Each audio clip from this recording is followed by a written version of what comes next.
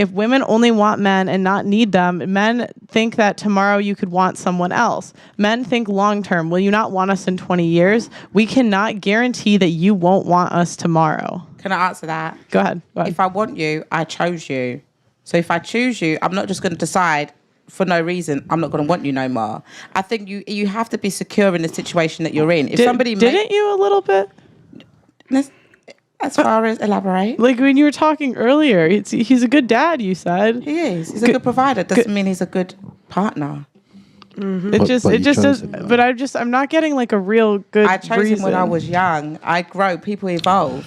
We were together from 18. But see, this is you're proving men's point though. Chestnut. This is like their point is there's no. Women change their mind like the wind, man. Like it's just. Okay. You can have the most perfect situation and still say, nah.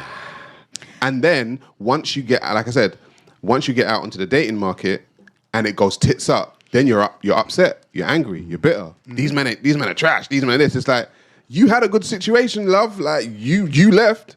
To somebody else's perspective, to the outside world, it may look like the ideal situation. But only you know what true happiness is for you, right? All right, and that's fair enough. When you are in a long-term situation, like I said, you evolve and you grow, right? Mm-hmm. So if you're not both evolving and growing at the same pace, sometimes you feel like that person is holding you back a little bit in life. But marriage is the choice of saying, I'm going to put this. And I know you guys weren't married, but typically, like, at 15-year relationship, I think you may as well have been.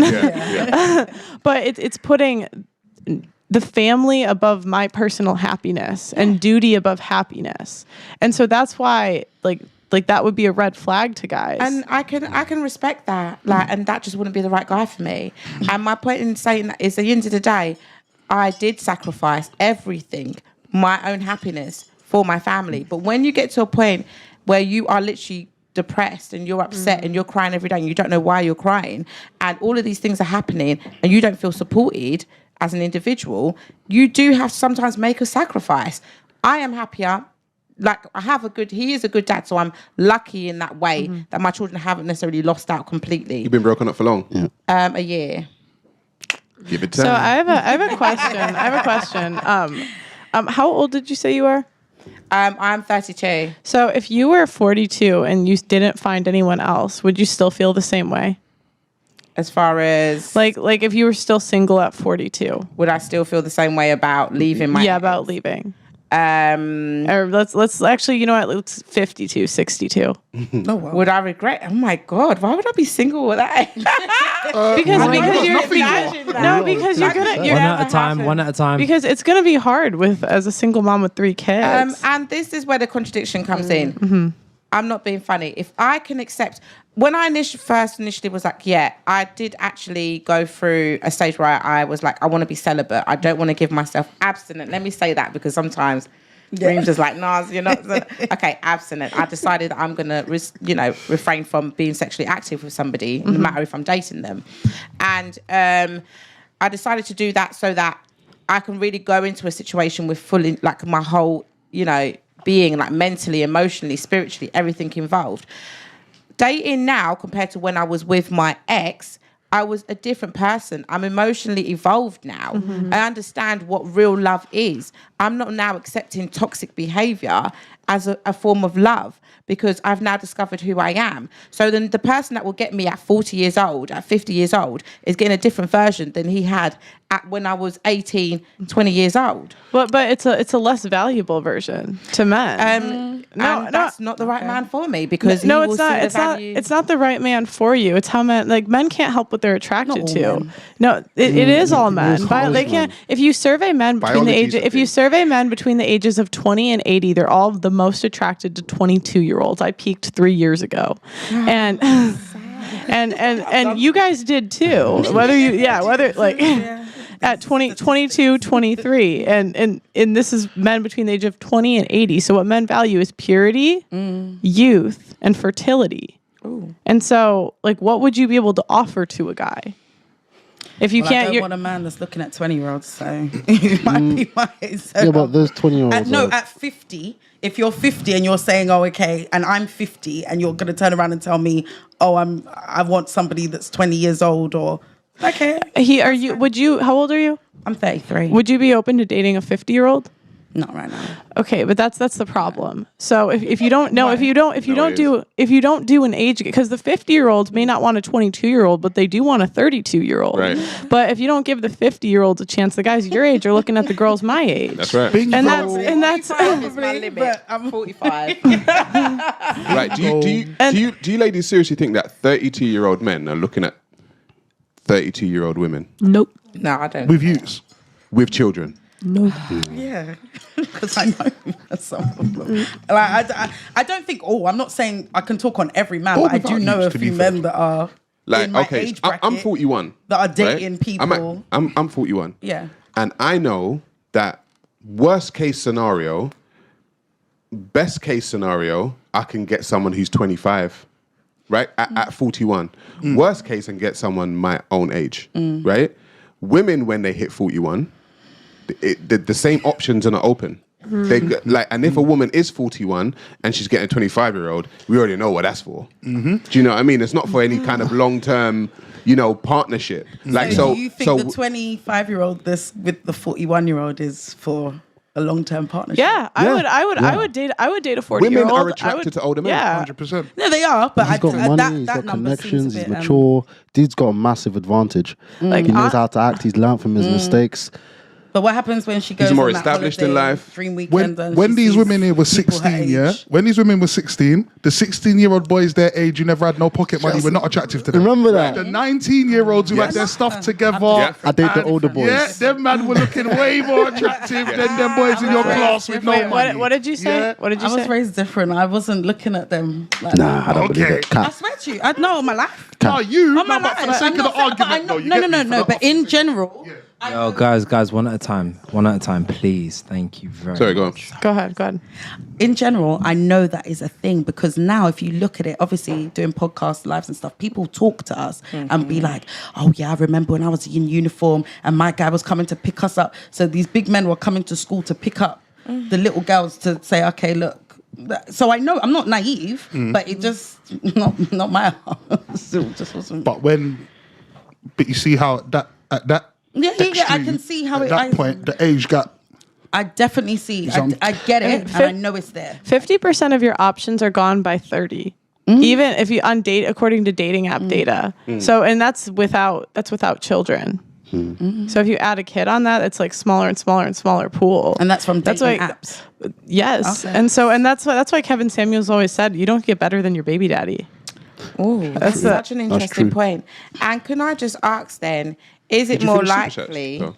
Did you finish Super That's Chats? okay. I'll finish a Okay. little bit. Go ahead. Go ahead. Sorry. Is it more okay?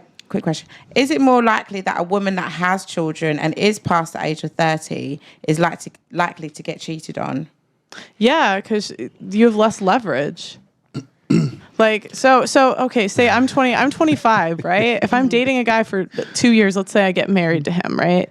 No kids yet.